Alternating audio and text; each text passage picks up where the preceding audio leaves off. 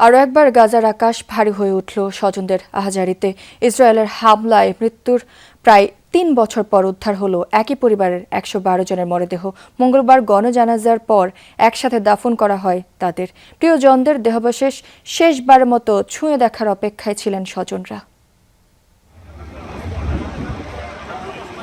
ফিলিস্তিনি পতাকায় মোড়ানো সারি সারি মরদেহ। গাজা সিটির সাবরা এলাকায় ইতিহাসের অন্যতম বৃহৎ গণজানাজা। প্রায় ৩ বছর আগে ইসরায়েলি হামলায় ধ্বংস হয়েছিল গোটা একটি বংশ।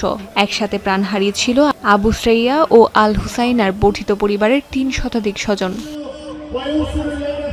হামলার এতদিন পর ভবনের ধ্বংসস্তূপ থেকে উদ্ধার করা হয়েছে ১১২ জনের মরদেহ। মঙ্গলবার একসাথে দাফন করা হয় মরদেহগুলো। ২০২৩ সালের ২২ নভেম্বরের সেই হামলার মুহূর্তেই পুরো পরিবারকে হারিয়েছিলেন লারা আবু শ্রেইয়া। নিহত হন তার মা, ৮ ভাই বোন, ভাতিজা ভাতিজি। স্বামী সন্তান নিয়ে তখন দক্ষিণ গাজায় ছিলেন লারা। পরিবারের বাকিরা ছিলেন বাড়িতে। হামলার খবর পেয়ে বারবার বোনকে ফোন করছিলেন, কিন্তু সাড়া মেলেনি। পরে জানতে পারেন পুরো ভবনটি ধসে সবাই ধ্বংসস্তূপের নিচে চাপা পড়েছেন। এখনো শোক কাটিয়ে উঠতে পারেনি লারা। চোখ বন্ধ করলেই ভেসে ওঠে মা, ভাই বোন, স্বজনদের মুখ। গণদাফনের আগের রাতে এক ফোঁটা ঘুমোতে পারেননি। নিজেকে প্রস্তুত করছিলেন প্রিয়জনদের শেষ বিদায় জানানোর জন্য।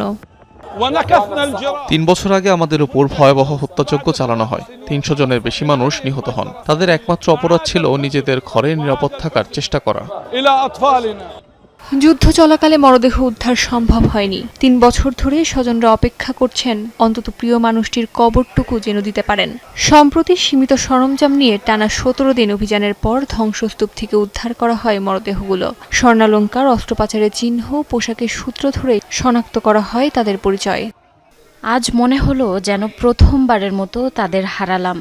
এতদিন পরও এই বিদায় নতুন করে বুক ভেঙে দিল। আমি ব্যাগটাকে জড়িয়ে ধরতে চেয়েছিলাম। তাদের শরীরের যে টুকরোই অবশিষ্ট থাকুক সেটুকুই বুকে আঁকড়ে ধরতে চেয়েছিলাম। স্বজন ও স্থানীয় বাসিন্দারা কাঁধে করে মরদেহগুলো নিয়ে যান পাশের কবরস্থানে। কান্না আর আহাজারিতে আবারও ভারী হয়ে ওঠে গাজার আকাশ। গাজার সিভিল ডিফেন্স জানিয়েছে, গাজা উপত্যকায় ধ্বংসস্তূপের নিচে চাপা পড়ে আছে ৮,০০০-এর বেশি মরদেহ।